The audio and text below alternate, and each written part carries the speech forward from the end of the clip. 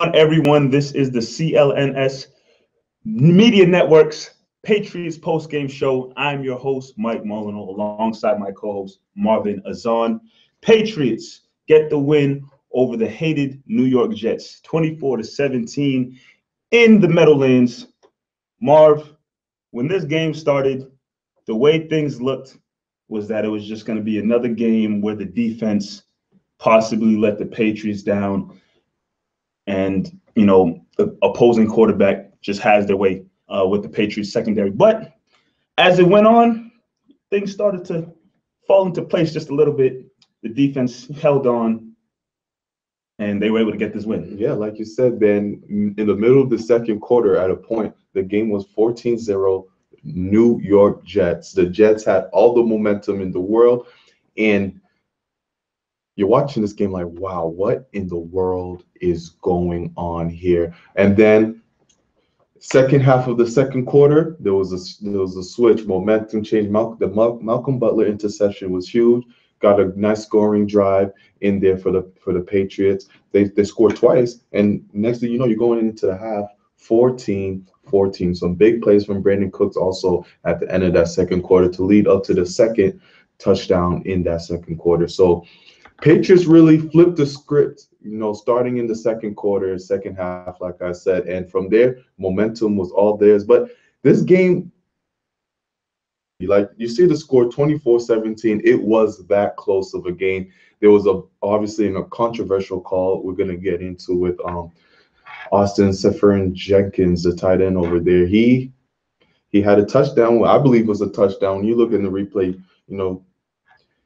in the NFL now, we don't really know what's really a catch and not a catch. It really looked like a touchdown. He passed the pylon. He didn't have control of the ball completely, but he crossed the pylon. In the NFL, when you cross the pylon, that's a touchdown. They didn't call it a touchdown for the Patriots, and then pretty much the Patriots handled business. They only let up a field goal in that fourth quarter, and that was it. Patriots ended up winning this game. Defense stepped up big in the second half. But, Mike, that defense in the first half was there was a point throughout this game, in the beginning of the game, just by the way it was looking, McCown having his way, finding guys open and down the field. I think Gostkowski happened to miss a field goal at one point. And I sat here and I said, by the looks of it, the Patriots might not win this game because things were out of sync, not only defensively, which, we're accustomed to seeing now week in and week out with the Patriots defense, but offensively, Tom Brady was missing some passes. The run game wasn't really flowing. Galissi had that fumble. It just seemed like, things offensively were not clicking. And, you're just hoping that after a while, Brady and the offense would get things clicking eventually, which they did. But at the start of the game, it really looked like the Jets were just going to have their way, continue to have their way throughout the game. I look at the play of Cooks, a guy who, week in and week out, we talk about him, we watch him, and it's like, when is he going to get more involved? When is he going to get more targets? When is he really going to be the big-time player that, they acquired from the New Orleans Saints? And here's a day where, he was the top target for the Patriots and Tom Brady. He really stepped up. I know one area of his game that you were critiquing a little bit was the fact that, he's not that good at breaking free from tackles. With his speed and his athleticism, you said once he gets hit one time, it's a wrap for him.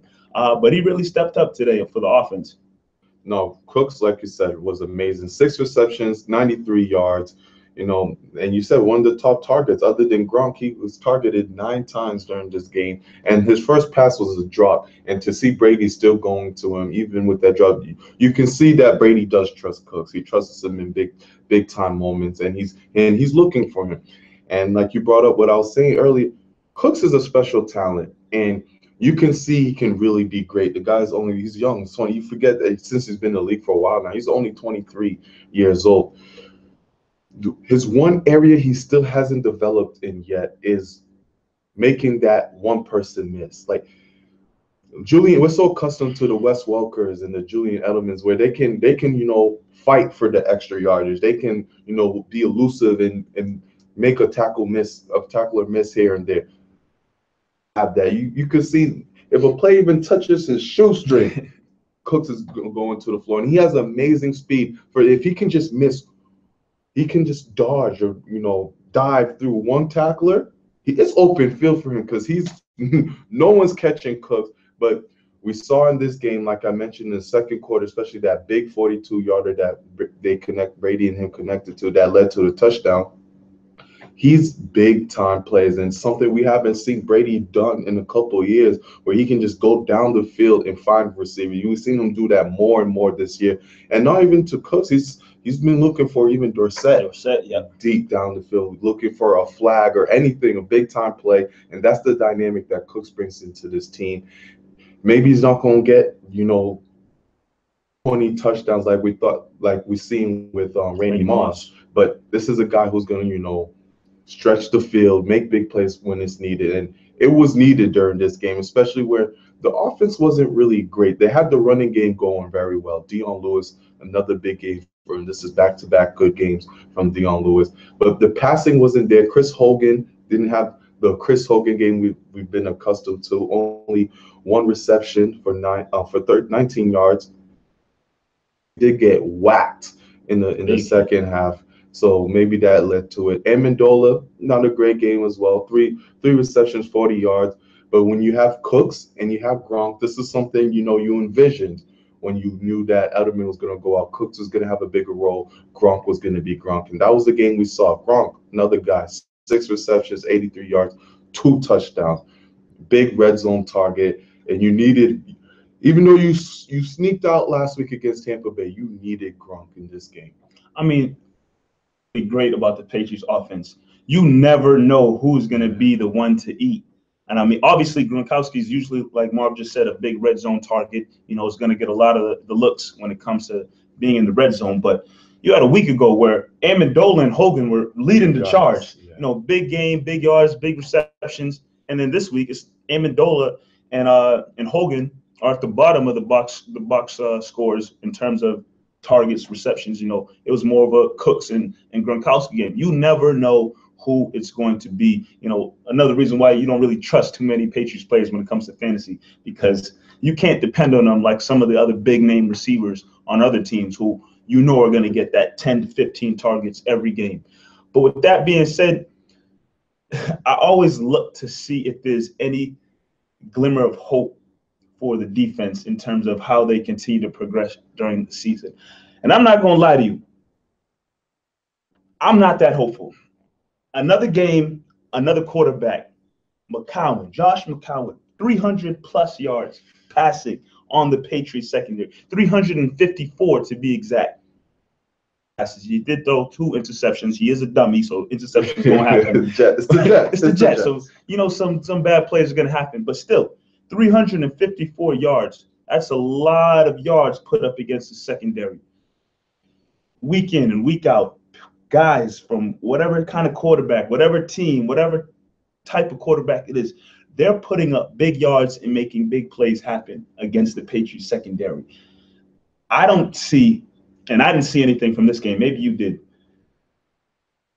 that things are turning in the right direction. If you watch this fourth quarter just now, the Jets had a chance. Yes. The Jets had a chance. They had a big play on a third or fourth down. It was like 4th and long to be exact, too, I think.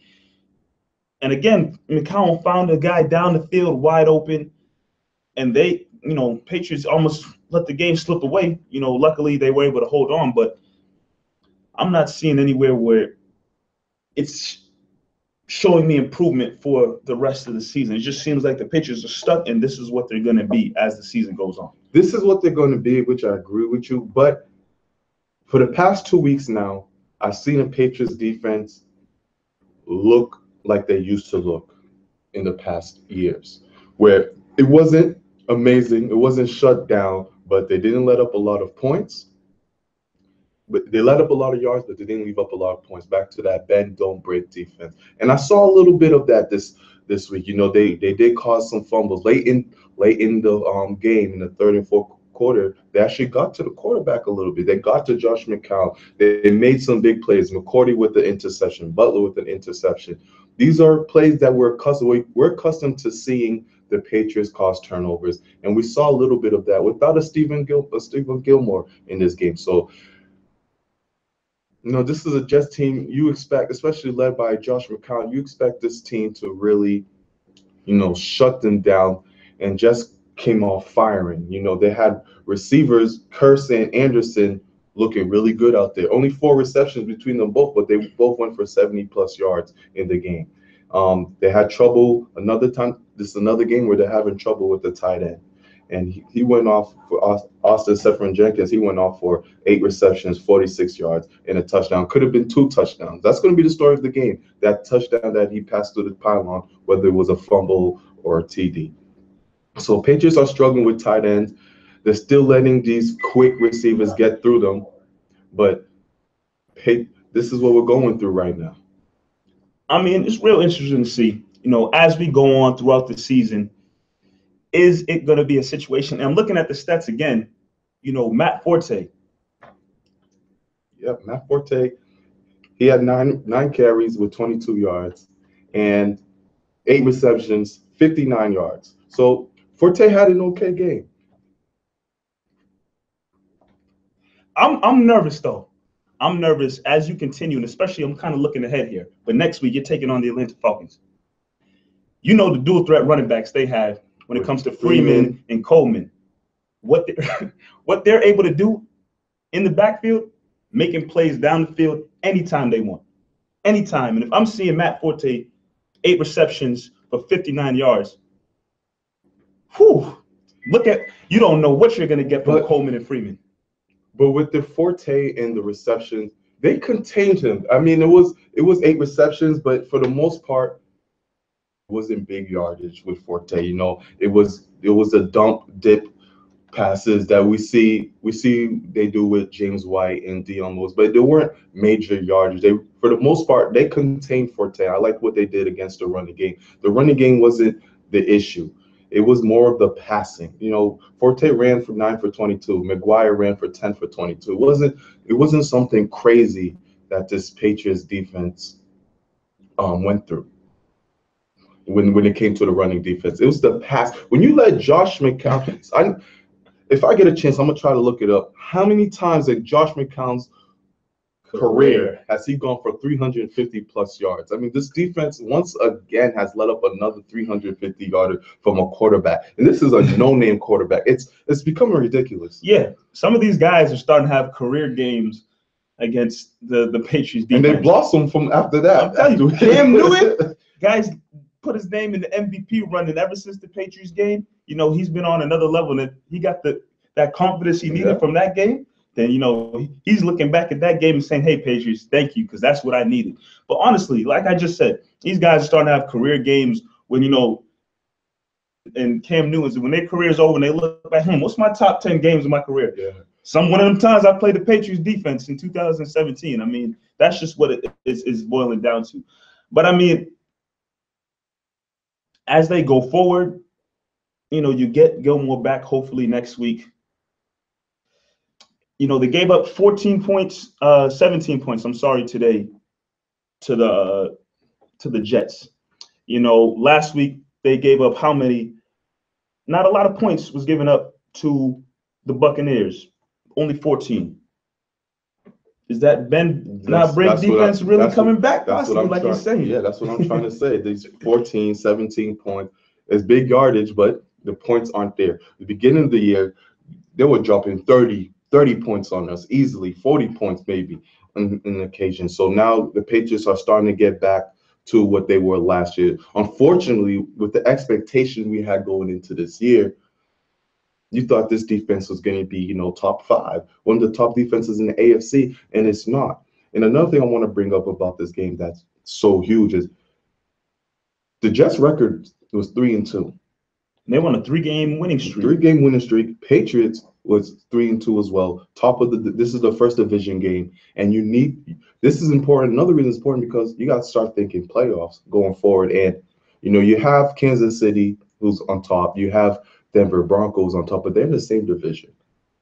So they can't take those 2 byes because they're in the same division. So the Patriots have a good enough record, win their division. That bye week is still available. So all these games are important, especially when, like you mentioned, you have the Atlanta Falcons coming up next week. That's a game where, obviously Atlanta's coming into Gillette Stadium with nothing but revenge on their mind.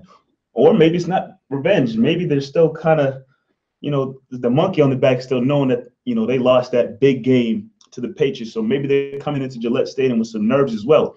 Who knows? But that's a big game, especially in a season where one of the things we talked about a couple of weeks ago, where you saying how that whole Gillette Stadium mystique isn't there anymore. We used to think teams coming into Gillette Stadium, and Patriots have one of the best home records, in all the NFL over the last several years. But next week, a situation where Falcons are coming in town, big game against a pretty solid opponent. You have to defend home field. These games and slip-ups where you can't get it done, against these teams in your home stadium, it makes people nervous when it comes time for the playoffs if the Patriots are able to get home field advantage.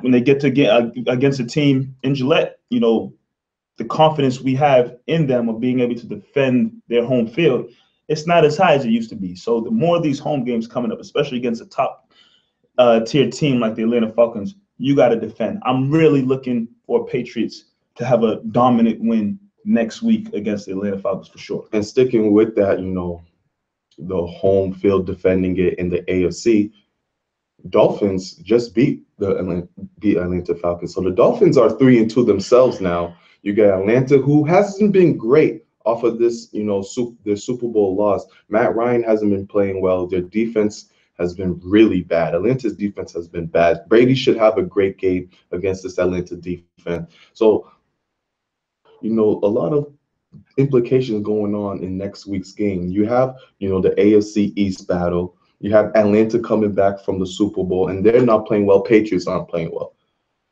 So, this NFL's league right now, everything's wide open. This could be the game. Patriots, if they can have a dominant win against the Atlanta Falcons, maybe they can start riding the ship. It's 100% facts. I can't agree with you anymore. I mean, you get a win against a team like the Atlanta Falcons based off of everything you just said and the record. You get the win against the Atlanta Falcons, you're looking at a 4-2 record, 5-2, I'm sorry, if they can get it done. Now, like you just said, Chiefs are up there, Broncos up there, Patriots are floating in that middle right now. They're not really top tier, not really dominant, but they're floating in the middle. You get a win next week at home against the Atlanta Falcons, and I think you're up there floating around with the Chiefs. And depending on the win. Like I said, it has to be dominant. Another thing that I'm looking at when you just talked about Atlanta defense, they gave up 120 or 30-plus yards to Jay Ajayi today. Can we see a game where, because maybe the Patriots coaching staff notices that, look, Atlanta Falcons is really having a tough time, handling the run, could they possibly force it to the Dion Lewis's and Gillissee's and possibly James White? Maybe Burkhead's back too. It'd be a game where the Patriots try to emphasize the run game more than usual. I mean, Dion Lewis, it looked like he ran throughout the whole game, right? He only had 11 carries, but the 11 carries were for 52 yards. Then he split pretty much the carries with Gillespie. He had 10 carries for 44 yards. Those are both good yards after carry. They're for 4 yards a carry, pretty much those, and they were dominant. Dion Lewis, this is the second game now where he's had 10+ touches and he's made the best of them. And during this early in the season, we didn't see much of Dion Lewis. This Burkhead injury really stepped him up, and he's out touching James White now. And we're starting to see the old Dion Lewis of old, And against Atlanta, he could really eat. He could really eat against them. And Gillissee's hasn't looked bad either. I think you even said watch the game. He shoots out the can anytime he runs out there. He did have a fumble. That's not part of his game, so I don't think that's something we really got to worry about. But Patriots have looked good running the ball throughout this whole season, so I don't see why they would. And something I want to bring up to you, another storyline going into this game was Brady's shoulder. Mm-hmm. How did you think Brady looked out there in this game? I mean, looking at the stats, Brady was not sacked at all in today's matchup against the Jets. But that does not mean Brady didn't take several hits. You know, he took a beating for sure.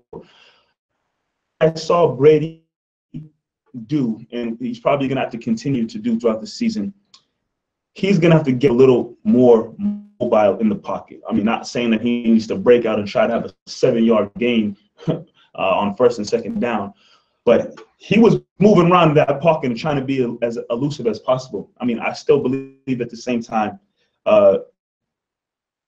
did a solid job today. You know, continue to work and get better. But the offensive line did a better job today in protecting Brady. And at the same time, he was moving around that pocket and trying to stay nimble on his feet so that he wasn't taking as many hits and sacks as he's been taking all season long. So I think it's a collective effort where not only does the offensive line need to continue to work and do a better job in protecting Brady, even the running backs that are in there and a couple of different plays and packages. But at the same time, you know, Brady has to stay head on a swivel and make sure he's ready to move and be elusive and not get as beat up as he's been the last couple of weeks. Last question. Mike, Dwayne Allen. Is his name anywhere? Did you see his name on any box scores? Can we finally say it was a mistake? It was. Oh, we said that last week. We said that last week, but it was maybe. Can we finally just say right now, Dwayne Allen?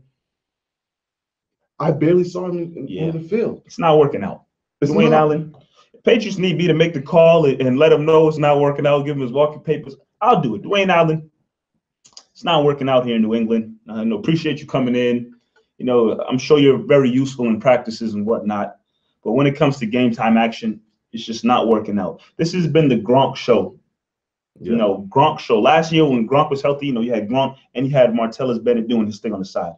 But healthy Gronk, it's been nothing but the Gronk show at the tight end position. They try to mix in Hollister every now and again. But in terms of Dwayne Allen, it's not working out. If he's good, maybe he's a good blocker, so you know he's sticking around. If he's doing a great job blocking, helping the run game, then so be it. In terms of being useful in the passing game and bringing what he's done throughout his career to New England, it's not working out. This episode is sponsored by Greats, makers of the all-time Greats classic, stylish, and comfortable sneakers sold at a great price. Greats is Brooklyn's first sneaker company. They sell all the Greats classic styles made the best for less. Wide selection of men's and women's shoes, versatile styles suitable for any occasion. Tons of different colors and materials to choose from. Their best sellers include all leather Royale lace up and Worcester slip on. And you can check those out along with lots of other styles at greats.com. And we've got a special deal for our audience. Save 15% on your first order with our offer, TRAGS. Go to greats.com, that's GREATS.com, and be sure to enter TRAGS, TRAGS, to save 15% at checkout. Greats also believes so much in their shoes, they offer a no-risk return and exchange policy to guarantee that you get the right fit in the style you love. That's great.com and use our code TRAGS and save 15%. We thank Greats for sponsoring this podcast. Question for you, Marv. Yes. And this question comes from one of our viewers. All right. 1578. First of all, he said, nice job with the show, says we're doing a great job. Thank you, man. Thanks, you appreciate that. But he wants to know, how can the Patriots improve their pass rush without exposing their defensive backs? That's a great question. That's a great question. And honestly, I like what I'm seeing from the inside with especially Malcolm Brown. This, I believe, is his second or third year now. And we drafted him first round thinking, he's going to be that Vince Wilfork replacement. It took him a little longer, but I think it starts with the inside. If we can really start stopping the runs, they did a good job this week stopping the run. If you can contain the run, then all of a sudden the outside guys like Trey Flowers, you got Dietrich Wise, they can start better containing the outside and then getting into the quarterback. But it starts with the inside. Lawrence Guy, he's been all right for us. he hasn't really stand out. We haven't seen Valentine. So I think it starts in inside with Malcolm Brown, especially, stopping the run, and then we can do the containments outside. Sometimes I also feel like this whole idea of only rushing 3, I hate it. I do feel and wished, obviously the Patriots don't have elite talent on their team like a Von Miller or something, but I still wish that at times they'd rush more instead of dropping back into coverage as much as they do. Sometimes you just got to have faith and let these cornerbacks go one-on-one. Sometimes. I hear you. I hear you, Mike, but when you see the lack of talent with the cornerbacks lack of talent. The linebackers the only linebacker you can really trust to rush is Hightower, but you need him to do so much other things out there. And when you lose guys like Jamie Collins, you lose guys like Chandler, this is what you get. You get a defense where you can only rush 3 and hope for the best. I will say that a guy who really did step up this game, who's just okay, is Kyle Van Noy. He had a good game. He had 2 sacks during this game, especially in the second half. So you need more from the linebacker. It starts with the linebacker core, and you only have Hightower out there that you can really trust. Van Noy, yes, he had a great game, and I'm going to give him a shout out, but Van Noy's not a player you can really count on to continue making big plays on this defense. I mean, it's tough to see. Man, D. Murphy just said every time they rush 3 players, he wants to vomit. I feel you. I'm telling you, I think sometimes you just have to take a chance. Obviously, it's a huge risk because, like we just said, lack of talent, on the secondary and a few of the guys up front. But I don't mind taking a risk and just sending the full house at the quarterback just a few times. I'm not saying to do a lot because we see what happens week in and week out with these guys in the secondary and the cornerbacks and safeties. They're getting killed, they're getting burnt, leaving guys wide open. It's bound to happen. Yeah. But sometimes, I'm telling you, as I watched today, Josh McCown, who is a Josh McCown? This guy was sitting in the pocket. Reading a book. Making coffee, flipping eggs and pancakes in the frying pan. He looked like he had all the time in the world. And then when you look at to see what the Patriots doing, it's only 3 guys rushing. 3 guys rushing when they have their whole offensive line. A lot of these guys are getting double teamed and whatnot because only 3 guys. So I'm saying once in a while, obviously, yes, again, it's a huge risk. But send a couple more guys here and again. And on top of that, please, Patriots, Bill Belichick, coaching staff, general manager, whoever's making the moves, we got to try to get some more playmakers in. You had, like you said, Jamie Collins, Chandler Jones, guys, elite talent who specialize in getting to the quarterback with all the athleticism. So hopefully, as things continue, Patriots can do a better job of evaluating talent and getting the guys in here to do the job. But it is what it is. And with the three rushing as well, you see teams like Denver, Baltimore, where they can really just rush 3 guys and they're putting pressure onto the quarterback.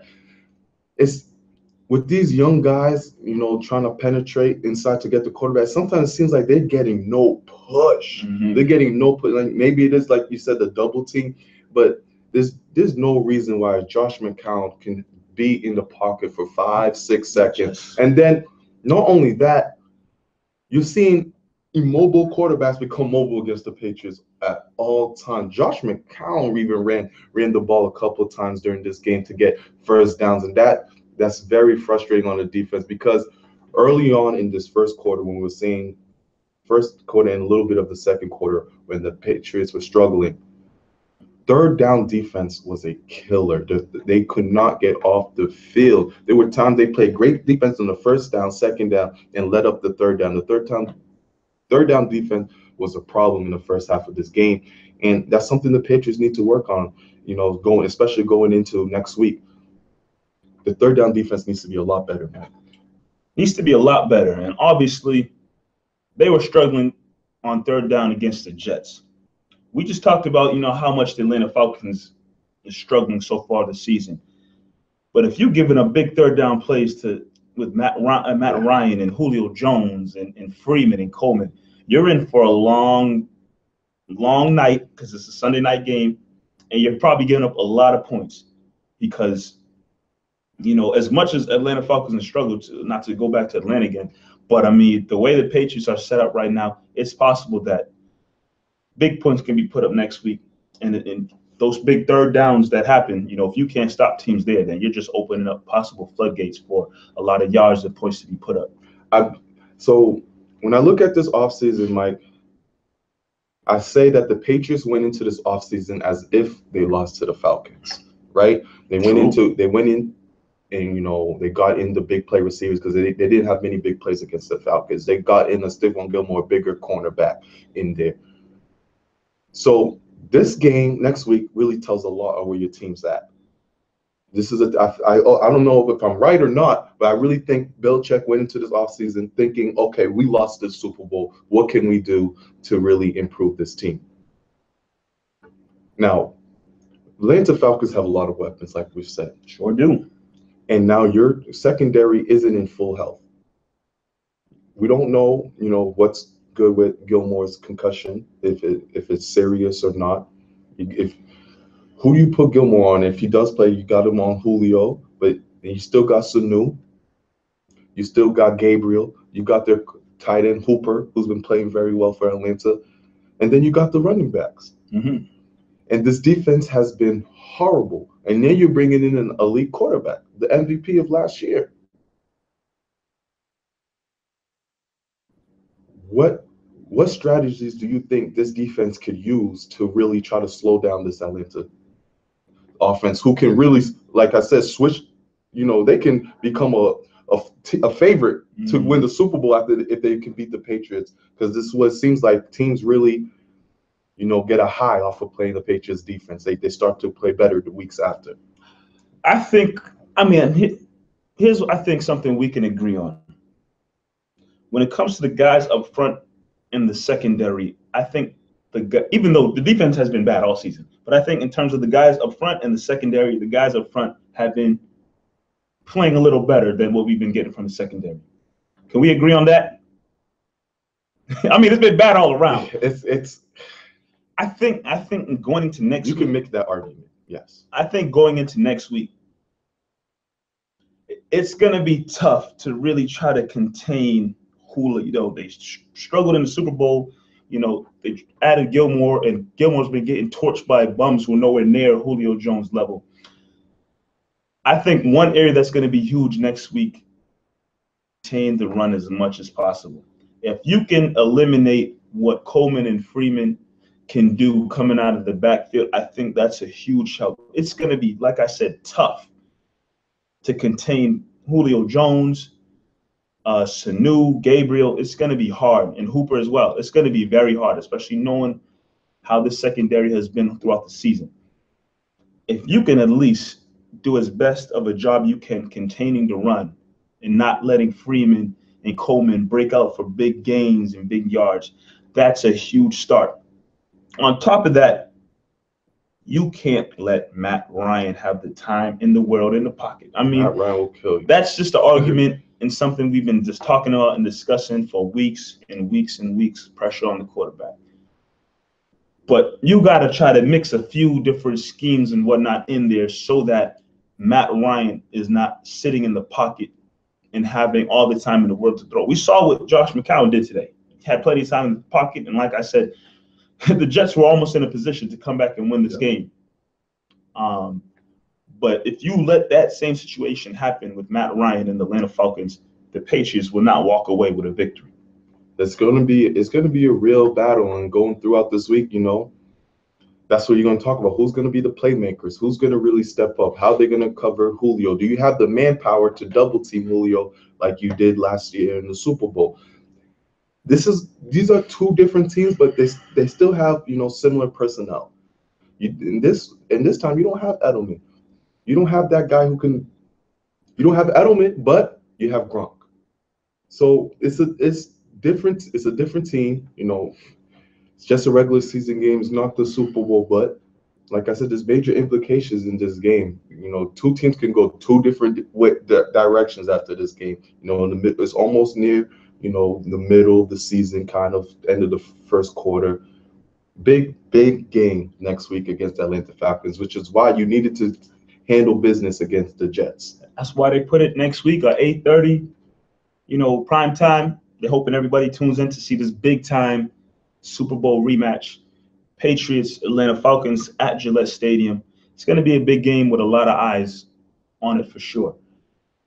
But with all of that being said, I think it's time for the part of the show where Marv and myself, we give out the stars and sorries of the game. We'll start with the stars. Okay. Did anybody stand out to you in terms of having a great game, great performance, big play? Who would you give a star of the game to? I mentioned his name earlier, Kyle Van Noy.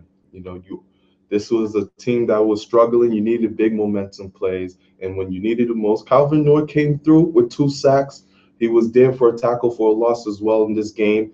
This defense has been struggling getting to the quarterback. It still has been, but I think Kyle Van Noy, this is one of his big games that he's shown in a Patriots uniform. So I definitely want to give him a star. Another star I want to give to is Brandon Cooks. Like I mentioned earlier, first play he dropped the pass, and I'm just thinking, oh boy, this may not be good. But Cooks, 6 receptions, 93 yards. Big plays, man. He always came up with big plays, especially in the second quarter, which I think was the turning point where you get the penalty. Brady throws it down the field. He catches it at the 1-yard line, and I think Patriots caught momentum from there. Brandon Cooks is also my star of the game. I'm going to go with the Gronk, Rob Gronkowski. Brady threw 2 touchdown passes in this game this afternoon, and those 2 touchdown passes turned into 2 spikes because they went to Rob Gronkowski. I know you're happy about that, especially for your fantasy team. But yeah, the Gronkowski-Brady connection was there. A healthy Gronkowski is just the greatest tight end in the NFL. Unstoppable. In NFL history. I think, people are making that argument already. It can be made, obviously, with his health history. That's a huge question. But when healthy, you got the greatest quarterback all time playing with this guy who's been putting up amazing stats. And think about his stats and what they could be if he didn't miss all that time with injuries. And he still might break records with all those injuries. He's only 26, 27, 28. 28. He's still in his 20s. He ain't 30 yet. But 6 receptions, 83 yards, 2 touchdowns. I got to give it to my man, Rob Gronkowski. You are a star of the game. Definitely. But when there's the good, there's the bad. And when you're bad, on this show, we tell you sorry. Man, oh man. I think you have something in mind. You already laughing. So let me hear what you got to say for your sorry of the game. Jets fans, coming into the season, everyone thought you guys would go, 0-16, have a horrible year. You got Josh McCown as your team, as your quarterback. And then, you start having a pretty good season. You guys start becoming a Cinderella story. And then you face the Patriots. You're up 14-0. Patriots, start to fight back as they would. But you're not letting go either. You're finally there. McCown does a nice touchdown pass to Austin Seferian-Jenkins, crosses the pylon, and you got the Patriots sweating. But wait. There's a commercial break. We come back from the commercial break. Not only is it not a touchdown anymore, it becomes a fumble, and the Patriots get the ball at the 20-yard line, and you have no more chances of coming back. You had a chance, but it just wasn't the same anymore. This sorry goes to the Jets fans because I know if this were to happen to the Patriots, one, it would be major news.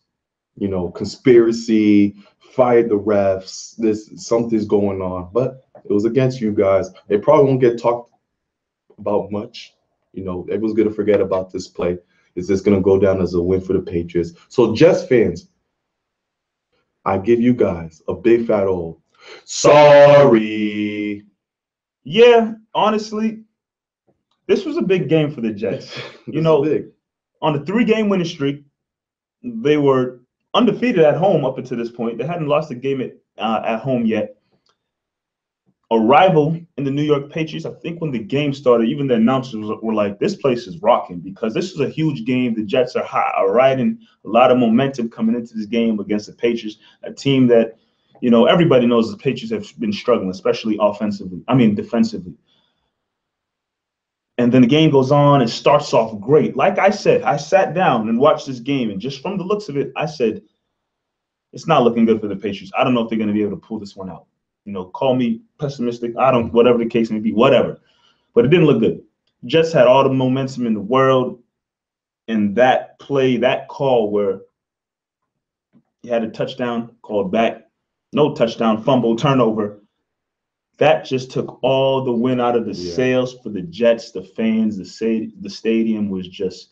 Shout out to our guy Bogle, who's out there. I think he's at the game. Oh, yeah? I think he's at the game. And he said, after that play, you could still hear the fans out there just pissed because that was their big opportunity to really cut back into the game. I think they got that touchdown there. It would have made the score 24-21. Yep. So huge chance right there for the Jets. But with that play, that call, that loss on this show, we're going to tell you Jets, sorry. It is what it is. It's crazy how we still don't know what a catch is. Like I said, in my opinion, that's a catch. I thought it was a touchdown. It's a touchdown. You passed the pylon. He got possession once he went down. It's a touchdown. The NFL really needs to clarify what a catch is, because as fans, you should be able to see a catch and be like, okay, that's a catch or that's a touchdown. And yet here's something else we got to add to the resume of what is a catch or not.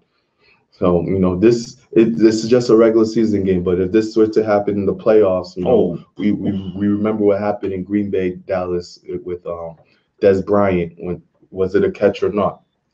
That's true. This is something, refs need to clean up. It sucks for the Jets, great for the Patriots. Next week, like we've been talking about throughout this whole show, Atlanta Falcons, big game. Sunday night, we'll be here. You'll be here. And, hopefully we're talking about an amazing game. This could be the game of the year.